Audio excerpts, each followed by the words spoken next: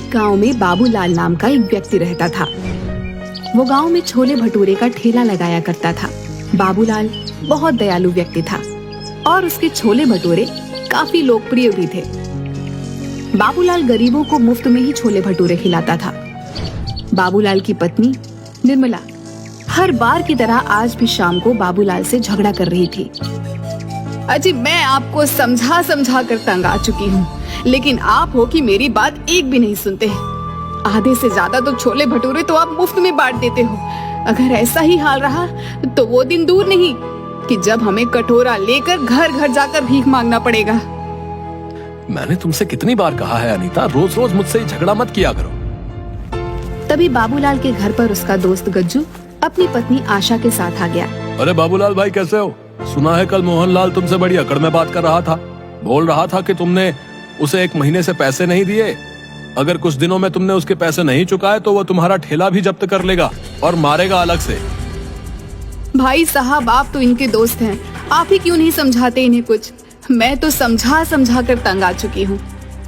अरे भाभी, मैं इस बेवकूफ को कई बार समझा चुका हूँ, लेकिन इसके सर पर लोगों की मदद करने का भूत चढ़ा हुआ है। कहीं किसी दिन ऐसा ना हो जाए कि इसे मदद की जरूरत ना पड़ जाए। गज्जू की बात सुनकर उसकी पत्नी आशा हंसती हुई बोली, अरे वो सब छोड़ो, ये देखो निर्मला, मेरा सोने का हार कल ही इन्होंने सुनार से बनवा कर दिया है। ये तो बहुत महंगा वाला हार लगता है। अरे महंगा वाला क्यों नहीं होगा, पूरे 5 तोले का है। निर्मला आशा के हार को हाथ लगाकर देखने लगी। तभी अचानक आशा पीछे हट गई। बुरा मत मानना निर्मला, कल ही खरीदा है और तुम्हारे हाथ भी गंदे हैं। तुम्हारे हाथ लगाने से कहीं ये काला ना हो जाए। अच्छा, मैं तुम्हें यही हार दिखाने के लिए यहाँ पर आई थी। अब हम चलते हैं। आशा और गुज्जू वहाँ से चले गए और निर्मला गुस्से में सोने चली गई। अगले दिन बाबूलाल अपने छोले भटूरे का ठेला लेकर बाजार में चला गया।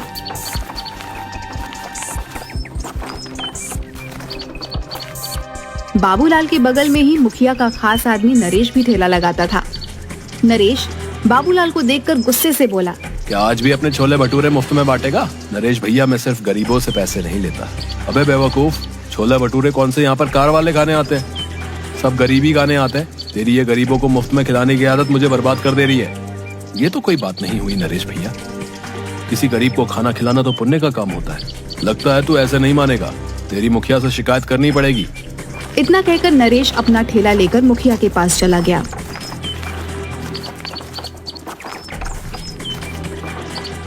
नरेश को गुस्से में देखकर मुखिया बोला,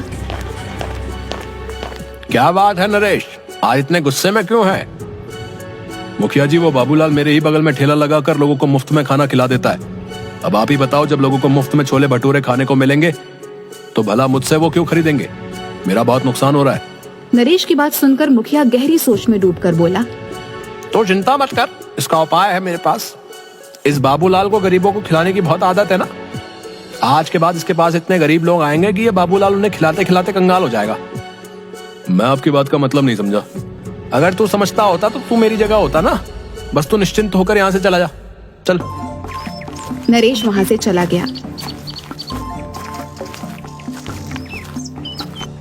अगले दिन मुखिया ने अपने लोगों को इकट्ठा करके उनसे कहा, सुनो, तुम सबको मैंने यहाँ पर एक खास काम के लिए बुलाया है। आज से तुम लोग सब गरीब बनकर बाबूलाल के ठेले पर जाओगे और उसके छोले भटूरे खाकर आओगे। देखता हूँ ये बाबूलाल कब तक मुफ्त में छोले भटूरे खिलाएगा। अगले दिन मुखिया के सारे आदमी गरीब बनकर बाबूलाल के ठेले पर पहुंच गए और उस दिन उन सब ने किसी भी ग्राहक को आने का मौका नहीं दिया। उस दिन के बाद वो सब रोज भेस बदल कर आते और बाबूलाल के मुफ्त में छोले भटूरे खाते। कुछ ही दिनों बाद बाबूलाल कर्जे में आ गया और अब कर्जदार उसे परेशान और घेरने लगे। बाबूलाल परेशान होकर ठेला लगाकर खड़ा था कि तभी मुखिया के आदमी संजू और नरेश वहाँ पर आ गए। क्या बात है बाबूलाल, आज कैसे मुंह लटकाए हुए बैठा है? ऐसी कोई बात नहीं मुखिया जी, आज तेरे चेहरे पर वो चमक नहीं दिखाई दे रही। अरे चमक कहाँ से दिखाई देगी मुखिया जी? बाबूलाल भैया को गरीबों को मुफ्त में छोले भटूरे खिलाने का बहुत शौक चढ़ा था, लेकिन अब तो इनके खुद के भूखे मरने के दिन आ गए। ऐसा कुछ नहीं है संजू भैया, अगर ऐसा नहीं है तो फिर तेरा मुंह क्यों लटका हुआ है? संजू सही कह रहा मुखिया जी। बाबूलाल, मेरी एक बात समझ में नहीं आती, तो गरीबों को ही छोले भटूरे मुफ्त में क्यों खिलाता भाई? अमीरों में क्या कांटे लगे हैं क्या? हैं? क्या अमीर इंसान नहीं होते हैं? किसी भूखे को खिलाना तो बड़ा पुण्य का काम होता है मुखिया जी, और किसी का कर्जा न चुकाना भी तो बड़ा पाप का काम होता है बाबूलाल। मैं आपकी बात का मतलब नहीं समझा। तू अच्छी तरह से समझ रहा है कि मैं क्या कहना चाहता हूं। आज ही मेरे पास सीताराम और मोहनलाल तेरी शिकायत लेकर आए थे और बोल रहे थे काफी दिनों से तूने उनके पैसे नहीं दिए। मैं उनके पैसे जल्द लौटा दूंगा मुखिया जी। अगर 3 दिन के अंदर अंदर तूने उन दोनों के पैसे नहीं चुकाए ना, तो गांव में पंचायत बैठाकर उन दोनों से 25-25 चप्पलें हर्जाने बतौर तेरे सर पर पड़वाऊंगा, ढोंगी कहीं का। इतना कहकर मुखिया वहां से चला गया और वहां मौजूद सभी लोग बाबूलाल को देखकर हंसने लगे। अब तुझे पता चलेगा बाबूलाल कि तूने मुखिया का और मेरा बहुत नुकसान करवाया है। शायद तू जानता नहीं था कि जो मैं छोले भटूरे का ठेला लगाता था ना, इसमें मुखिया का ही पैसा मिला हुआ था। मुखिया अपना नुकसान का एक एक पैसा तुझसे वसूल लेगा। तेरे सर पर चप्पल ना पड़वा दी तो फिर कहना। नरेश सही कह रहा बाबूलाल, तू तो बड़ी मुसीबत में फंस गया भाई। अब 3 दिन में पैसे कहां से ला कर देगा? बाबूलाल ने उन दोनों की बात का कोई जवाब नहीं दिया। वह चुपचाप खड़ा रहा। रात में बाबूलाल जैसे ही अपने घर में घुसा, उसकी पत्नी ने उसे देखकर चिल्लाना शुरू कर दिया। आ गए सच्चाई के देवता, तुम्हारे पीछे गांव का मुखिया आया था। तुम्हें पता है कितना जलील करके गया है, मुझे और तुम्हें कितनी गालियां देकर गया है। पता है मुझे, गांव के मुखिया ने मुझे भी सरे बाजार में बेइज्जत करने में कोई कसर नहीं छोड़ी। मेरी तो ये सोच सोच के हालत खराब हुई जा रही है कि 3 दिन के अंदर पैसों का इंतजाम कहां से करूंगा। अब यही दिन देखना बाकी रह गया था। ले देकर हमारे पास यही एक रहने का घर था, पर अब तो मुझे ये भी बिकता हुआ नजर आ रहा है। जाओ, इस मकान को भी बेचकर गरीबों और भूखमरों को मुफ्त में खिला देना। इतना कहकर निर्मला पैर पटकती हुई कमरे में चली गई और बाबूलाल पूरी रात नहीं सोया। अगले दिन बाबूलाल फिर से ठेला लेकर गांव की ओर चल दिया।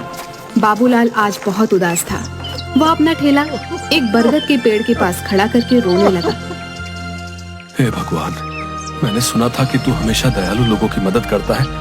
मैंने तो गरीबों को मुफ्त में छोले भटूरे खिलाकर पुण्य का काम किया था, और इसके बदले मुझे क्या मिला? गांव का मुखिया सरेआम मेरी बेइज्जती करके चला गया। अगर 3 दिन के अंदर मैंने सीताराम और मोहनलाल के पैसे नहीं दिए तो बीच पंचायत में मुखिया मुझे चप्पल पड़वाएगा। मेरी क्या इज्जत रह जाएगी। अब मैं किसी भी गरीब को मुफ्त में नहीं खिलाऊंगा। मुझे माफ कर देना भगवान, मेरे पास इसके अलावा और कोई चारा नहीं। कुछ देर बाद बाबूलाल गांव में जाकर ठेला लेकर आ गया, मगर आज उसने किसी को मुफ्त में नहीं खिलाया। कुछ देर बाद एक बूढ़े पति पत्नी उसके पास आकर खड़े हो गए। हमने सुना है बेटा कि तुम गरीबों को मुफ्त में खिलाते हो। हम पति पत्नी 3 दिन से भूखे हैं। भूख से हमारी हालत खराब है। क्या तुम हम दोनों को छोले भटूरे खिला सकते हो? हमारे पास पैसे नहीं है। माफ करो बाबा, आज मैं किसी को मुफ्त में नहीं खिला रहा।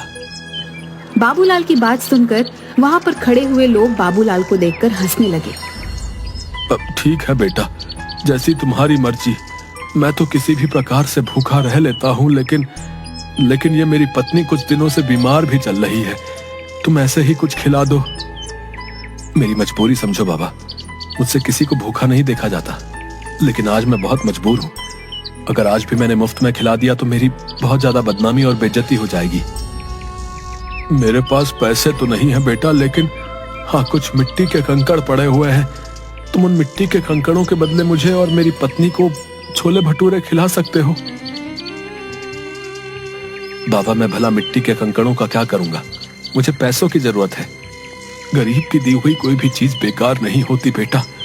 एक ना एक दिन वो काम जरूर आती है। उपहार समझ कर रख लेना। बाबूलाल को उस बुजुर्ग पर बहुत ज्यादा तरस आया। ठीक है बाबा, लाओ उन मिट्टी के कंकड़ों को तो मैं तुम्हारा आशीर्वाद समझ कर रख लेता हूँ। तुम दोनों जितना खा सकते हो उतना खा लो। उस बूढ़े ने एक पोटली बाबूलाल के हाथों में थमा दी। बाबूलाल ने देखा उसमें मिट्टी के कंकड़ रखे हुए थे। बाबूलाल दोनों पति पत्नी के लिए गर्मा गर्म छोले भटूरे बनाने लगा।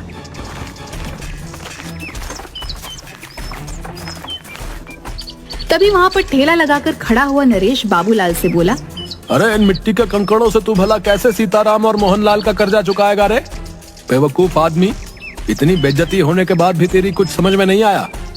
नरेश, मेरी जिसे मर्जी चाहेगी मैं उसे मुफ्त में खिलाऊंगा। तू कौन होता है मुझे रोकने वाला? जाकर बोल देना अपने मुखिया को। मुखिया का चमचा कहीं का।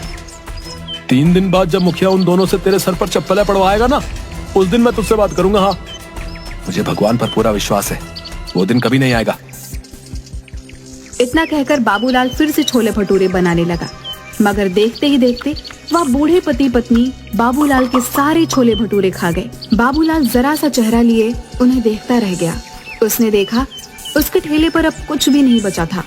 बाबूलाल चुपचाप अपने घर चला गया। क्या हुआ, आज दोपहर में ही कैसे चले आए? कहीं आज भी सारे छोले भटूरे कहीं बांट तो नहीं है? निर्मला, मुझसे इस वक्त बात मत करो। अरे तो फिर और किससे बात करूं? अपना सर दीवारों पर मारूं क्या? मेरी तो सोच सोच के हालत खराब होते जा रही है कि 2 दिन बाद क्या होगा। वैसे तुम कभी शाम से पहले घर नहीं आते, आज क्या हुआ? बाबूलाल ने अपनी पत्नी को सारी घटना बता दी। हे भगवान, इस आदमी का मैं क्या करूं? इसने तो बेवकूफीपन की सारी हदें पार कर दी।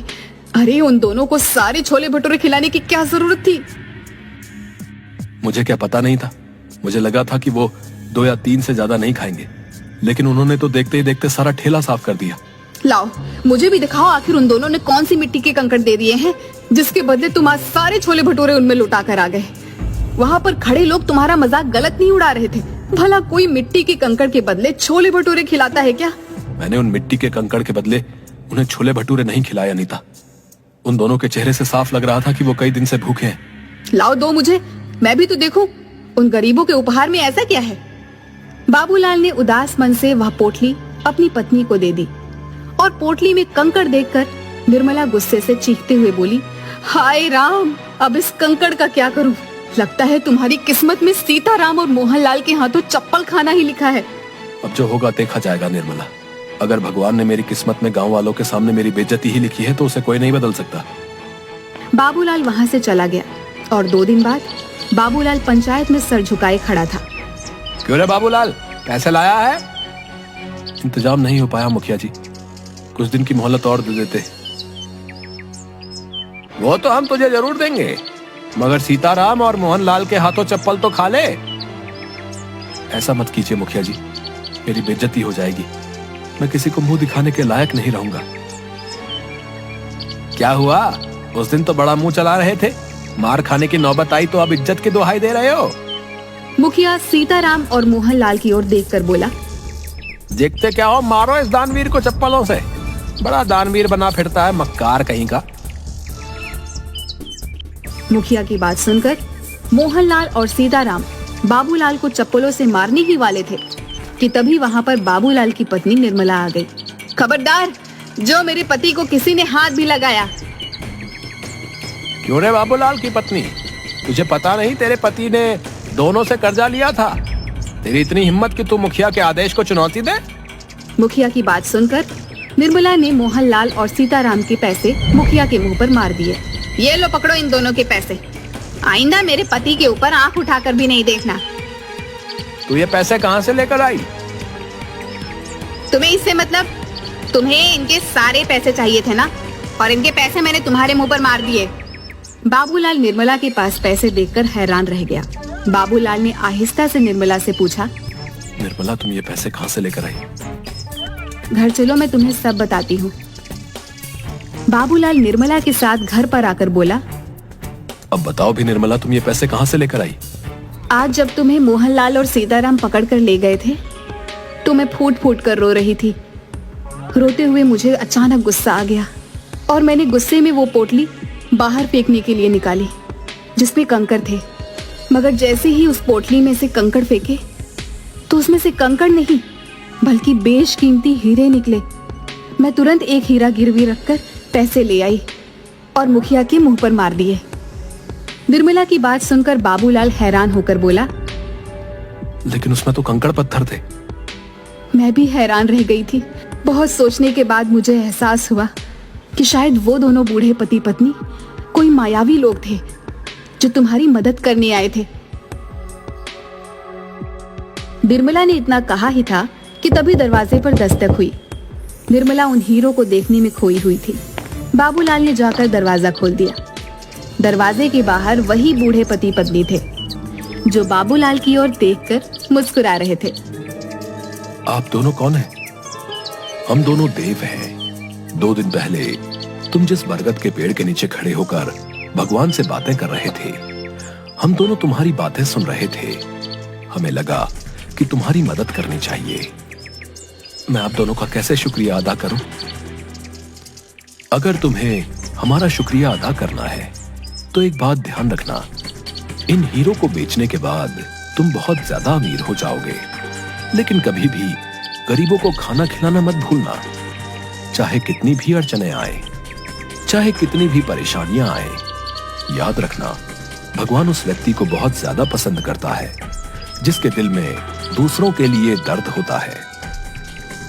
इतना कहकर वो दोनों बूढ़े पति पत्नी वहां से गायब हो गए। उस दिन के बाद बाबूलाल देखते ही देखते बेहद अमीर हो गया, लेकिन वो आज भी गरीबों को मुफ्त में छोले भटूरे खिलाता है।